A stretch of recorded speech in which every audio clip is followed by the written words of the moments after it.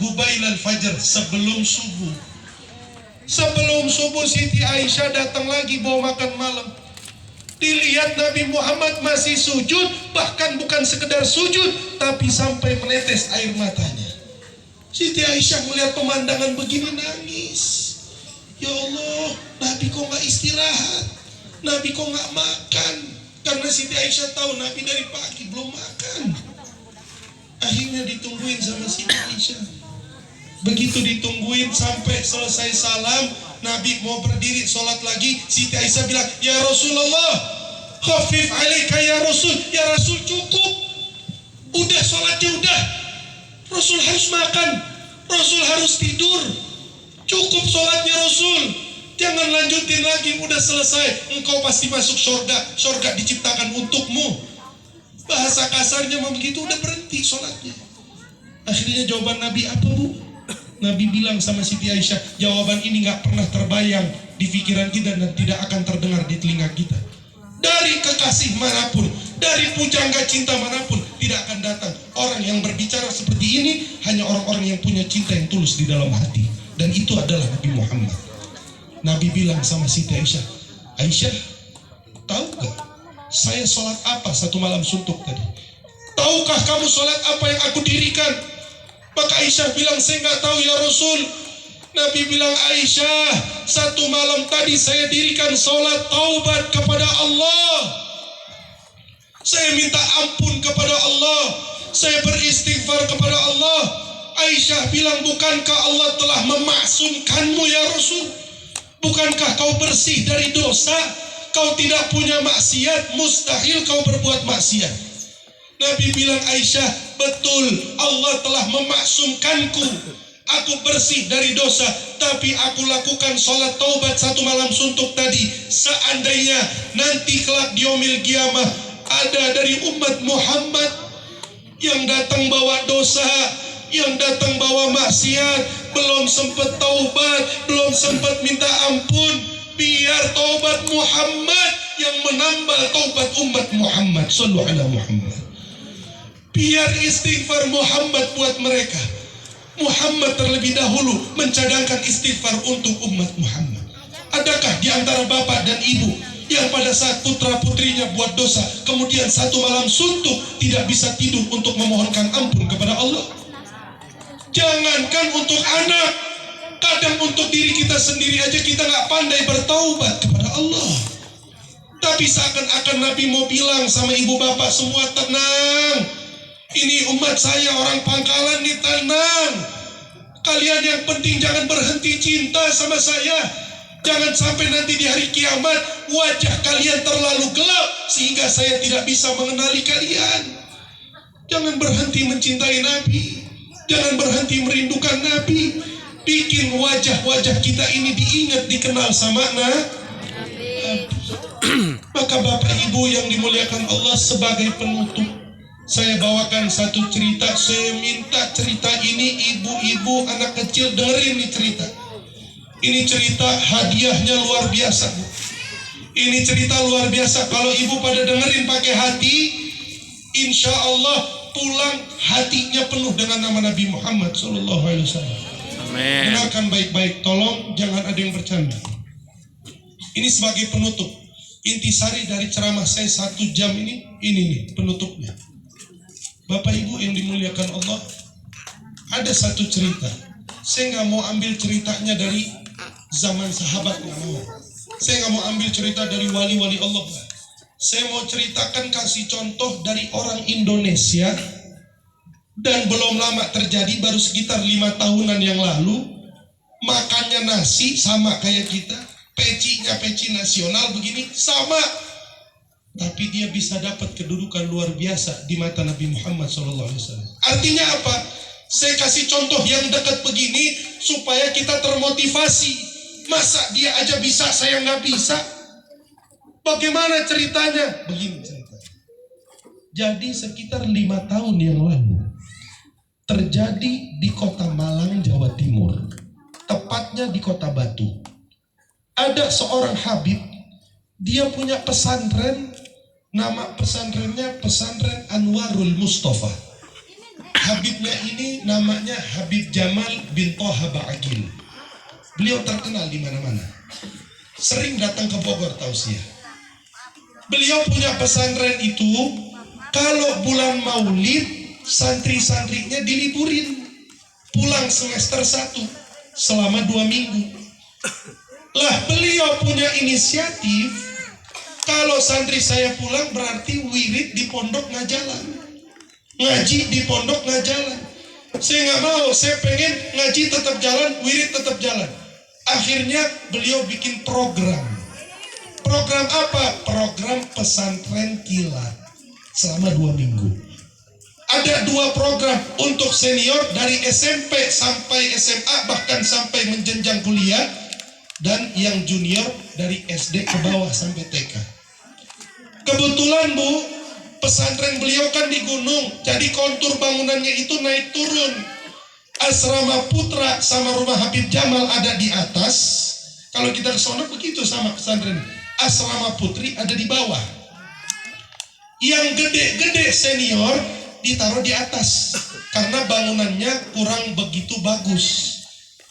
Yang anak-anak kecil ditaruh di asrama putri karena bangunannya bagus. Ada satu kiai dari Jawa Timur, dia mau masukin anaknya, Gus nih, anaknya mau dimasukin buat ikut pesantren kilat. Dia bilang sama Habib Jamal, Habib, saya sudah baca itu programnya. Kalau untuk senior, isinya yang diajarin pelajaran fikih, bahasa Arab sama tauhid. Tapi ini yang junior saya nggak paham. Pelajaran apa yang diajarin nih buat anak-anak SD nih? Kalian anak SD kan? Segede-gede gini nih diajarin apa Habib? Saya mau tahu. Habib Jamal bilang sama ini kiai, kalau anak-anak kecil, anak SD, anak TK itu saya ajarin tiap hari supaya cinta sama Nabi. Saya nggak ajarin yang macem-macem dah.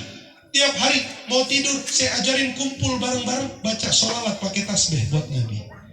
Bangun tidur saya ajarin bareng-bareng baca sholawat kirim salam buat Nabi. Setiap pagi, siang, sore itu diajarkan pendekatan-pendekatan untuk mengenal Nabi Muhammad, baik dari sisi kehidupannya, dari sisi akhlaknya, dari sisi perjuangannya. Dikenalkan mereka kepada Nabi Muhammad SAW. Akhirnya sepakatlah kiai ini bilang, oh kalau begitu saya mau Habib, saya masukin anak saya. Masuk Bu, singkat cerita 2 minggu pun berlalu. Yang senior pulang duluan karena mereka boleh pulang sendiri. Tapi yang junior ini harus dijemput sama orang tua. Sebelum pulang, Habib Jamal ada ide.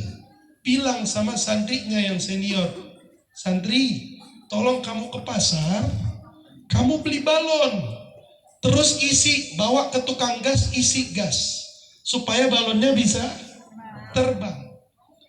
Dibeli itu balon, diisi gas, dibawa ke bawah anak-anak kecil tadi Bu. Sampai di bawah dikumpulin sama beliau, ayo anak-anak kumpul.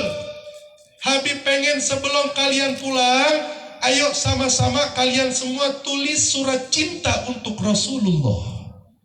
Nanti surat cinta itu kita masukin ke dalam balon, kita kirim ke Madinah supaya dibaca sama Nabi Muhammad SAW. Namanya anak kecil Bu, iya aja kan, percaya aja bisa sampai tuh balon ke Madinah.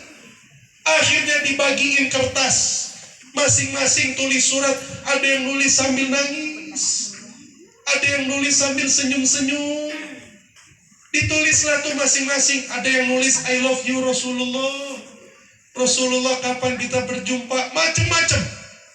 Setelah ditulis itu surat, dimasukin ke dalam balon, bareng-bareng sama Habib Jamal. Itu balon dilepas sambil baca Mahallul Qiyam. Sambil dilepas itu balon, sambil mengumandangkan ya Nabi, salam alaika, ya Rasul, salam alaika, ya Habib, salam alaika. Terbang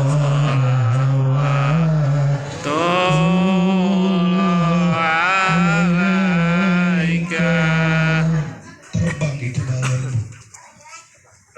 Setelah itu balon terbang, ini anak-anak dijemput sama orang tuanya, mereka semua pulang.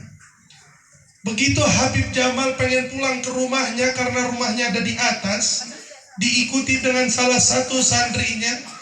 Begitu beliau masuk dalam rumah, di teras rumah beliau ada pohon mangga.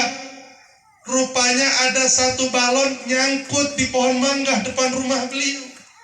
Beliau lihat nih balon, saya mau ambil, saya penasaran. Saya mau baca, itu surat isinya apa. Diambil itu balon, dikeluarin suratnya, dibuka sama beliau. Dilihatin sama santrinya yang ngikutin. Gak lama selesai baca itu surat, netes air mata beliau. Begitu netes ditanya sama santrinya, Habib kenapa? Habib gak bisa jawab, itu Habib makin nangis, makin deres. Sampai sambil megang itu kertas getar tangannya. Beliau duduk di depan pintu rumahnya, ada kursi sambil megang kertas getar, Bapak Ibu. Santrinya tanya lagi, Habib kenapa? Ente baca aja nih surat, saya gak kuat bacanya. Dibaca sama santrinya. Dari santri inilah isi surat itu diceritain ke kita. Apa isi suratnya Bapak Ibu? Begitu mengejutkan isi surat tersebut. Di saat surat itu dibuka, tertulis di tulisan pertama dari hati seorang anak SD yang masih umurnya belum sampai belasan tahun bahkan. Tertulis di surat itu, pertama dia tulis, Assalamu alayka ayyuhan nabiyyu wa rahmatullahi wa barakatuh. Pertama dia kirim salam buat Nabi. Setelah dia kirim salam buat Nabi, di bawahnya dia tulis. Dia bilang, Ya Rasulullah, Alhamdulillah, senang sekali hati ini selama 2 minggu diajarkan tentangmu. Selama 2 minggu ini aku diceritakan tentang sifatmu. 2 minggu ini pula setiap malam aku memanggil-manggil namamu. Dan setiap 2 minggu ini, setiap malamnya kau datang mengunjungiku di dalam mimpiku. Sallu ala Muhammad. Ya Rasulullah, hari ini aku pulang ke rumah. Rasul mau datang lagi gak dalam mimpi aku? Rasul, tolong jangan tinggalin aku. Aku sayang sama Rasul, aku rindu sama Rasul, aku gak mau pisah sama Rasul. Tolong nanti di rumah Rasul datang lagi ya di dalam mimpi aku. Ini anak kecil ibu. Dia nggak hadir maulid banyak kayak kita. Dia nggak dengar cerita tentang